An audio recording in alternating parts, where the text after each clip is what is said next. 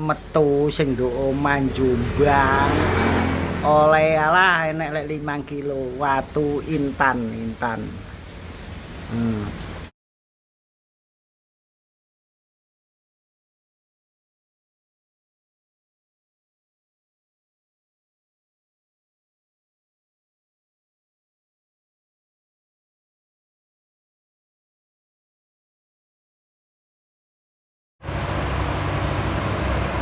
Assalamualaikum warahmatullahi wabarakatuh. Rahayu, rahayu, rahayu. Alhamdulillah para pemirsa dan juga para pemerhati dari channel Paduan Gaul yang budiman dimanapun Anda berada. Sedikit sambungan dari video depan tadi pemirsa beberapa detik, yaitu sebuah video di mana menggemparkan masyarakat Jawa Timur, wabil khusus Kabupaten Jombang, di mana di tempat tinggalnya dari sosok ibu itu yang masih menjadi saudara dari kerabat atau saudara dan kerabat dari rekan kami yang ada di sini, di mana di rumahnya itu ditemukan dari bongkahan konon katanya itu batu intan permata, dan masih banyak tersimpan rapi di dalam rumahnya atau di bawah tanah di area rumah yang ditinggalinya. Itu harta-harta simpanan, harta-harta amanah. Dan di tempat itu sendiri sangat banyak sekali dikunjungi atau didatangi dari para spiritualis yang berada hampir di seluruh penjuru Nusantara ini. Mereka banyak yang datang ke sana dan untuk mengecek kepastiannya benarkah ada, dan dikatakan dari rekan kami ini ada benar menurut versi daripada pada rawangan yang dilaksanakan para spiritualis tadi. Dan sekilas juga disampaikan sedikit narasi di mana dari hasil olah para spiritualis dan juga yang memiliki tempat tinggal atau rumah itu sendiri yang tersimpan harta-harta berharga, baik dari intan, emas, merah delima, dan lain sebagainya. Harta tersebut adalah harta simpanan dari, konon katanya, simpanan dari kerajaan Majapahit, di mana banyak diyakini Majapahit itu berada di wilayah Jawa Timur, dan itu bertepatnya di antaranya yang masih tersisa dan nyata yaitu di Mojokerto, dan juga salah satunya ini diyakini di wilayah Jombang yang masih menjadi tempat misterius tersimpannya sebuah harta amanah dari kerajaan Majapahit. Dan di kesempatan ini kami dari tim Padepokan Gaul agak penasaran di mana tempat tersebut adalah tempat tinggal yang di dalamnya sangat banyak tersimpan hal-hal berharganya. Dan juga dahulu kala untuk mewujudkan daripada benda-benda dari intan atau permata ini, itu perlu yang namanya sebuah tirakat dan juga riadoh khusus yang dilakukan oleh sang penghuni rumah dan juga para spiritualis secara bersamaan di kala itu. Dan benarkah hal itu adalah tinggalan dari kerajaan Majapahit atau sebuah tipuan? Itu pemirsa. Karena apa? Siaran ini pun sesuatunya sangat tipis sekali perbedaannya, di mana kebenaran, di mana tipuan. Itu yang selalu kami sampaikan. Dan bagi pemirsa yang menyimak dari setiap konten-konten dari channel Padepokan Gaul, semoga saja diberikan kesehatan, baik yang ada di Nusantara ataupun yang di luar negeri, dan juga tetap semangat, lebih-lebih yang masih terjerat harta amanah. Ini yang perlu saya pertegas dan saya sampaikan, bahwasanya semoga saja mendapatkan pencerahan yang secerah-cerahnya hingga akhirnya kembali ke jalan yang lurus dan benar menyikapi adanya perihal harta amanah tersebut. Dan lebih-lebih pun nantinya semoga kalau memang harta amanah itu sudah saatnya, dengan prosesnya sendirilah harta amanah itu akan muncul dan sudah menjadi kehendak dan rahasia Allah Subhanahu wa taala. Dan sedikit saya akan mewawancari dari salah satu rekan saya yang dimana masih menjadi kerabat dari orang yang memiliki rumah yang di dalamnya tersimpan harta amanah Majapahit. Saya mohon izin waktunya pemirsa. Assalamualaikum Mas. Waalaikumsalam. Sambil dijawab. Ini dengan Mas siapa? Cak Pentol, Oke. Cak Silo. Ya. Cak Silo, Ya. itu benar saudara itu Ya, yang benar. memiliki rumahnya. Ya benar. Itu dulu prosesnya keluarnya ditirakati. Dulu. Seperti halnya puasa dan diriadoi riado khusus juga. Ya. Dan sudah banyak didatangi para spiritualis. Ya banyak sekali sama warga-warga sekitar juga datang ke situ. Dan yakin mereka bahwa itu tinggalan Majapahit. Meyakini bahwa itu tinggalan Majapahit dan akan diwariskan pihak rumah. Oh, Kita katanya gitu. diwariskan ke pihak rumah. Ya nanti pihak rumahnya kaya raya dong. Mungkin. Anda nanti kebagian berapa karung? Mengharap apa tidak? Nggak akan mengharap. Tidak mengharap. Cukup bekerja saja. Oh. Jadi Anda tidak mengharap jadi harta itu. Tidak. Oke, sedikit waktunya, terima kasih. Apakah ada suatu penyampaian lagi yang mungkin bisa disampaikan di kesempatan ini? Sudah, terima kasih. Dan ini pemirsa fakta nyata. Terima kasih atas waktunya Cak Silo. Silahkan kalau memang mau ke belakang sementara, silahkan. Kita akan coba kuak di mediasi. Nggak usah jauh-jauh Cak Silo, karena posisi rumahnya dibayangkan tempatnya nanti saat kita nanti di mediasi, dan juga ada foto-fotonya pemirsa sudah kita sambung di depan tadi, dan sebuah video sedikit tadi. Dan juga di kesempatan ini kita akan coba menguak dari sisi gaibnya, benarkah itu tinggalan Majapahit atau hanya iblis yang menipu, namun jauh sekali tipuannya sampai membuat halnya seperti itu.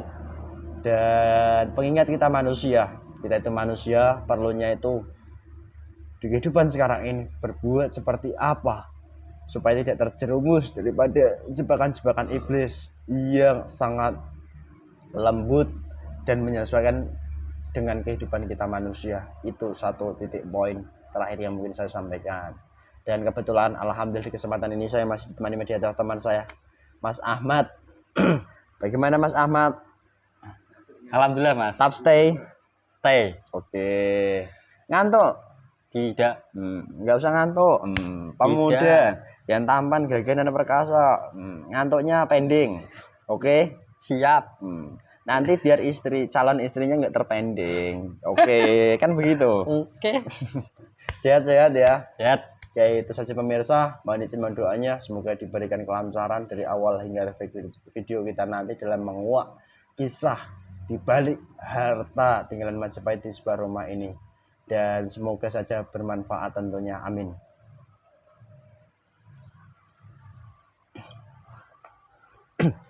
Bismillahirrahmanirrahim.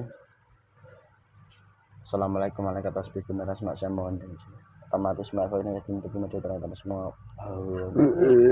bersihkan, diuapkan semua di lebar. Sallallahu alaihi Muhammad. Sallallahu alaihi Muhammad. Bismillahirrahmanirrahim. Assalamualaikum warahmatullahi wabarakatuh. Dibantu dihadirkan salah satu gaib terkuat yang benar-benar asli, di mana di sebuah tempat tinggal rumah yang menyimpan harta, di rumah yang dibayangkan teman saya yang menyimpan harta peninggalan Majapahit, sampai muncul ini salah satu gaib terkuatnya yang mengaku ataupun tidak yang benar-benar asli dari tempat ini, sebagai salah satu gaib penjaganya yang terkuat, ketarik ke tangan saya.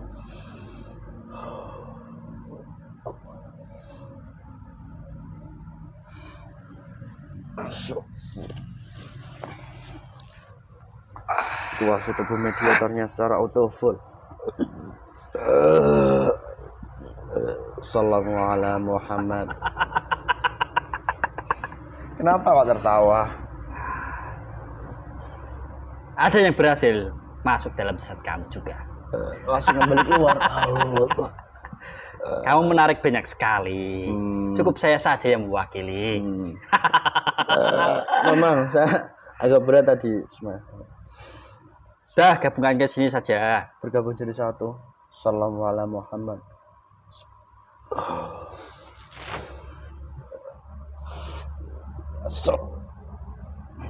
Dengan golongan apa ini? Saya Hmm. jin. Jin. Jin apa jin? Jin. Kalau berbohong tuh belum terpotong-potong. Sallallahu alaihi Muhammad. Golongan iblis saya. Tidak enak saya masuk di sini. Jadi nyaman kamu menguasai menggunakan mediator ini. Allah. Saya tidak leluasa. Kamu asli iblis. Tidak perlu tahu kamu. Kenapa? Mau disuguhi apa tidak? Jangan ikut campur kamu dalam golongan kami. Tidak, saya tidak ikut campur. Kamu asli iblis. Saya itu tidak mengusik kamu. Oke. Kenapa kamu mengusik saya? Saya tidak mengusik, saya ingin tahu sebenarnya apa sih? Ada rahasia apa di balik kemunculan harta-harta emas atau intan-intan itu? Ya. Sebelum saya bertanya lebih lanjut, kamu iblis, asli iblis atau bukan? Ya, saya asli. Saya berasal dari timur. Iblis dari timur? Ya. Dari mana timurnya? Jombang. Timur. Ya. Mau disuguhi apa tidak? Apa yang kamu suguhkan pada saya? Yang memang benar-benar diizinkan dan tidak membawa dampak buruk dan kamu sukai. Makanan minumannya lengkap di depanmu. Depanmu lengkap. Sallallahu alaihi Muhammad. Tidak usah makanannya. Saya hanya minum saja. Makanannya Thomas kembalikan.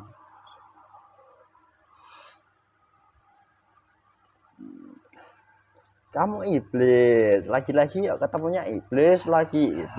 Apa gak bosen saya ketemu iblis lagi ya? Iblis kan bukan hanya satu. Banyak. Banyak sekali. Banyak yang menempati sebuah tempat maupun di dalam jasad manusia. Oh. Nah ngomong-ngomong, kamu sebagai apa? Kok kamu yang ketarik ke sini mengenai perihal munculnya harta-harta intan permata yang begitu wujud bongkahan-bongkahan di sebuah tempat tinggal di wilayah timur Jombang sana tepatnya. Saya bisa menceritakan tapi sedikit. Tempat tinggal saya itu di sebelah sana. Sudah lama saya bertempat tinggal di sana. Saya perluas dari kerajaan saya.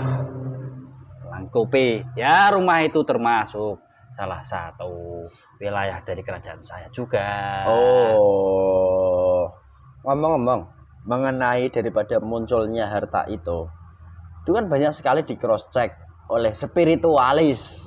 Versi mungkin banyak menyebutkan manusianya itu jalur kiri, ada juga beberapa jalur kanan.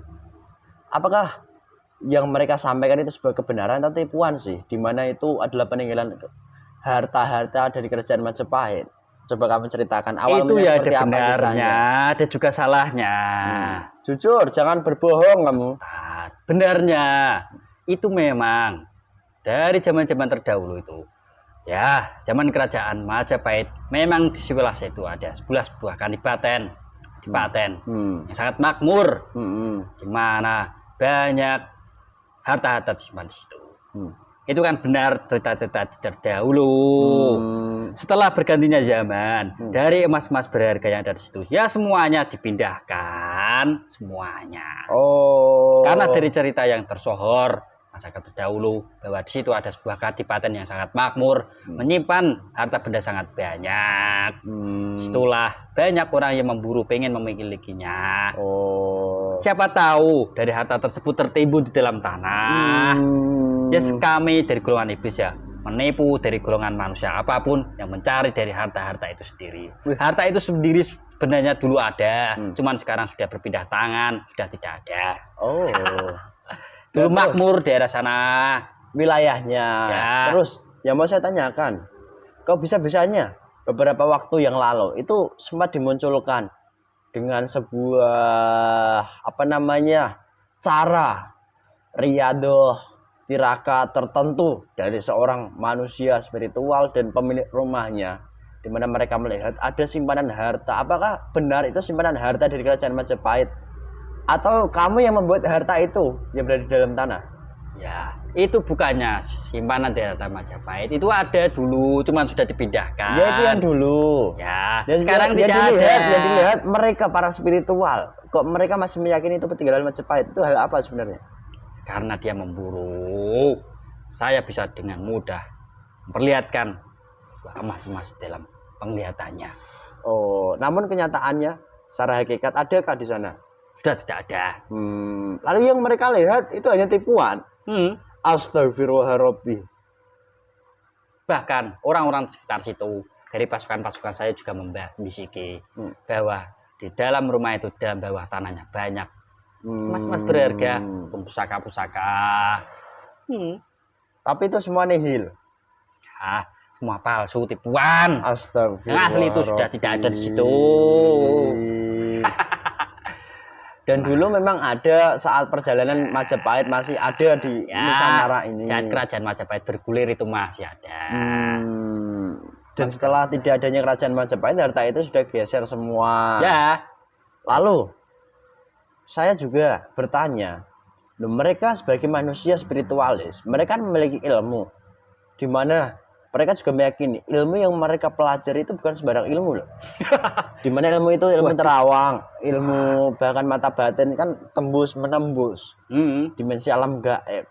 Kok bisa-bisanya tertipu dan juga sangat jauhnya seperti itu Dari manusia itu sendiri.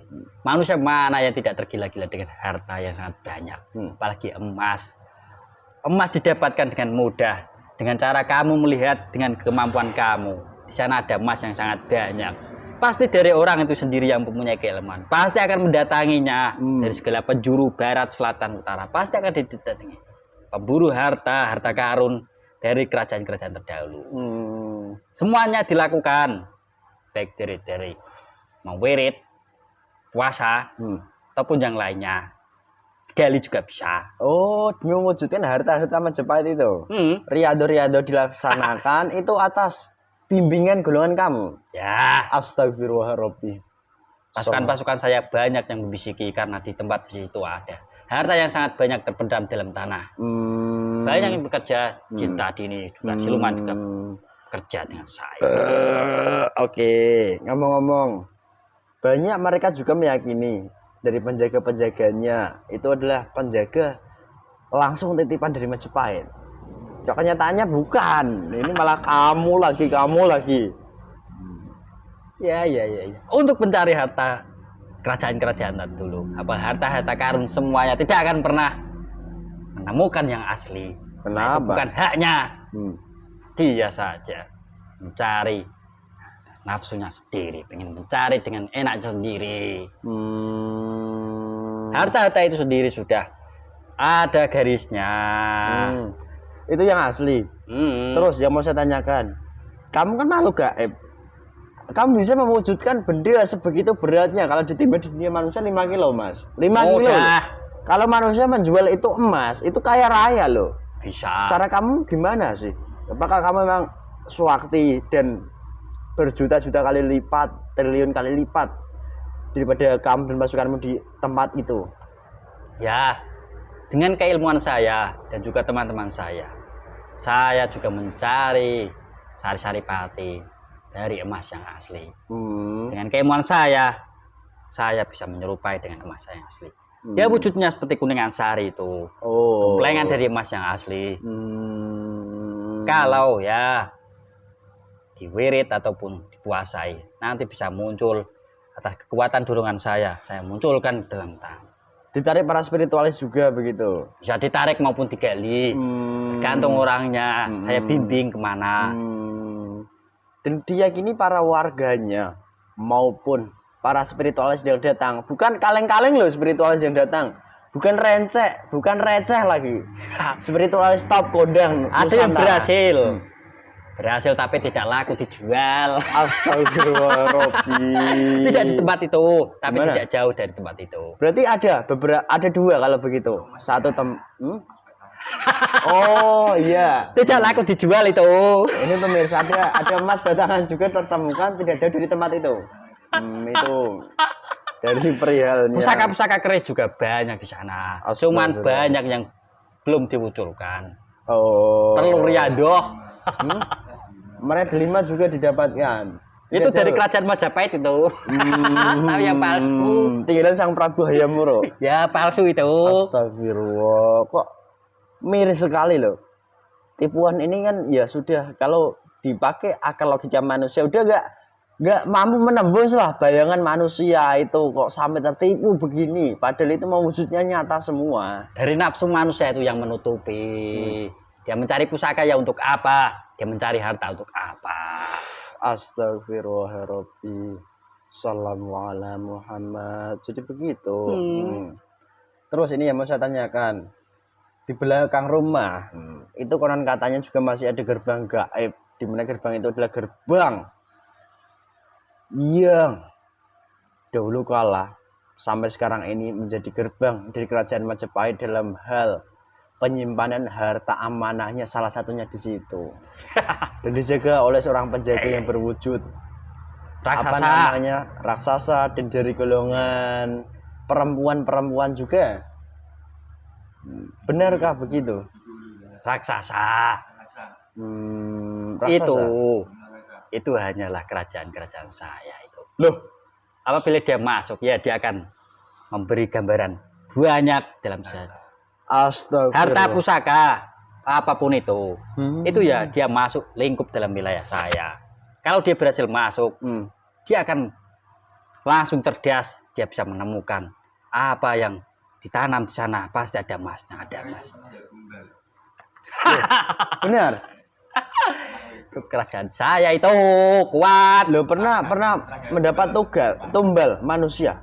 Nah, Jujur itu katakan. sengaja tumbalkan itu. Oh. Sengaja ditumbalkan. Ceritanya bagaimana kok sampai mendapatkan tumbal? Ya dari nafsu manusia itu sendiri. Itu orangnya mengambil, Mas, secara langsung. Menarik dengan ilmu. Benar begitu? Lalu berperang dengan kamu atau bagaimana sih? Atau kamu sedot, kamu bawa ke alammu? Ada juga anak kecil yang meninggal, dia dikorbankan. Ada juga pemburu harta amanah, pemburu harta dari kerajaan yang meninggal. Banyak juga Na'udzubillahi min dzalik. Kamu meminta persyaratan khusus. Ya, Seperti ini ada sajian, tradisi. sajian. Tradisi begitu. Kalau kamu mau muncul harta yang sangat banyak dalam tempat ini, kamu sembelih hewan. Ya, pergelaran tradisi-tradisi itu bisa supaya meriah. Nanti harta itu bisa kamu lipat gandakan. Kamu bisa, ya, tradisi-tradisi akan terbayar dengan harta yang muncul. Oh. Kenapa kamu tidak ke sana juga? Saya Buat buat apa? Ke harta. Nggak mau lah, wong saya nanti jadi kaya gimana? Jangan tanggung-tanggung. Kaya sekalian, mati ya mati sekalian. Petuamu kok nyaman sekali didengarkan orang-orang yang masih tergila-gila dengan Jangan harta tanggung-tanggung. amanah. Jangan tanggung-tanggung. Kaya-kaya sekalian. Jadi kalau kamu menggiring kaya-kaya sekalian, manusia bersemangat kalau begitu. Kaya saatnya ini. Ya. Kalau mati ya udah mati sekalian, konyol sekalian begitu. Nah, untuk billahi min dzalik. Terus ini satu hal yang mungkin saya tanyakan.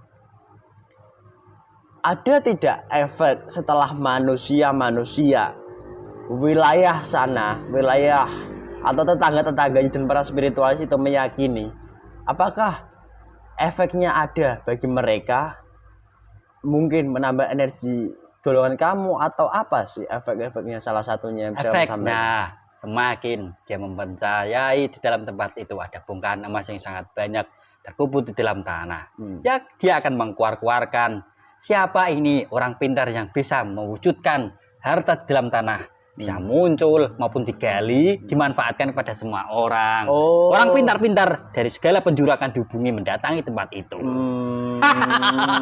Mas, tolong minta kepingan, Mas. Nggak, tolong minta kepingan, Mas. Oke. Jadi agak menarik saya mengulas kali ini ya. Terus ngomong-ngomong, sisa-sisa kan peninggalan Majapahit yang asli kamu tahu di mana? Ya sudah, disimpan rapi, dijaga. Tidak sembarang orang yang bisa mengambilnya. Tidak semua bisa mengambilnya. Dan jika mereka masih bersikukuh untuk mendapatkan, apalagi banyak sekarang ini yang mendatangi kami mengaku sebagai keturunan Majapahitnya, keturunan Brawijayanya, Raden Wijayanya juga ada lengkap itu. Apakah mereka nanti yang akan berhak dan menerima kunci itu sih? Atau mereka yang tertipu? Yang tertipu ya tergantung dari dirinya sendiri. Semakin dia tekad kuat dari keyakinannya untuk mewujudkan dari harta yang akan diwariskan pada dirinya, ataupun mencarinya, semakin tekad, semakin dia akan mati lebih cepat. Kalau dia ragu-ragu, kami bisik-bisiki. Dengan cara apa? Bisa berzikir, berpuasa, agar dari harta itu sendiri muncul. Astagfirullah. Nanti kan dari keraguan-keraguan itu ya muncul seperti yang ada saat ini ya, itu sudah muncul itu kan sudah puasa, dirakati. Dia itu tidak pernah keluar rumah, dia mendapat petuah dari gurunya. Kamu berdiam diri di dalam kamar kamu saja. Halwat. Ya. Kamu berdiam diri, berpuasa, makan ya di dalam lingkup rumah kamu saja. Sambil dia berwirid, komat kamit. Oh. Ya. Saya suka bahasa seperti itu. Jauhnya. Itu karena dia ragu-ragu saya wujudkan dengan cara amalan itu. Enggak ada, Mas. Kamu mau cari apa? Kepingan. Saya dulu punya kepingan. Agak menarik. Ya kamu ke sana saja, nanti saya berikan kepingan. Apa? Tidak hanya kepingan, bongkahan. Besar. Bongkahan. Wih, ngeri kali. Berapa kamu? Saya berikan 10 bisa. Ya, teman saya ini sebagai saudaranya, nanti apakah kamu beri berkarung-karung? Ya kalau dia ke sana, gebu-gebu. Kalau mau ya ke sana. Terus dari kejadian ini ada tidak korban-korban manusia yang dimana terkuras hartanya dalam mereka memiliki misi untuk mewujudkan harta? Ya ada. Di sana itu ada orang kerjasama. Ya iuran dari orang ke orang. Woi. Untuk mencari orang sakti kan butuh uang. Ya iuran. Di mana orang sakti yang bisa mencairkan, mewujudkan atau menggali dari harta yang tersimpan dalam situ, itu ya iuran. Jadi mereka akhirnya rugi-rugi sendiri. Ya salah dia sendiri. Dan terus kalau udah sampai di titik-titik seperti itu, mereka rugi secara materi, secara jasmani, secara rohani kan gitu. Rohani juga rugi mereka. Ada yang karena dia percaya seperti itu ya, ada yang saya ambil, ada yang saya makan. Supaya apa? Supaya dia cari lebih banyak lagi dari harta yang tersimpan, harta karun. Terus apakah yang asli nantinya kelak itu bisa dimunculkan dengan mungkin sebuah retribusi atau iuran-iuran dari masyarakat atau dari harta-harta mereka yang dikumpulkan? Ya. Harta yang asli itu nanti akan keluar dengan mudah dengan sendirinya.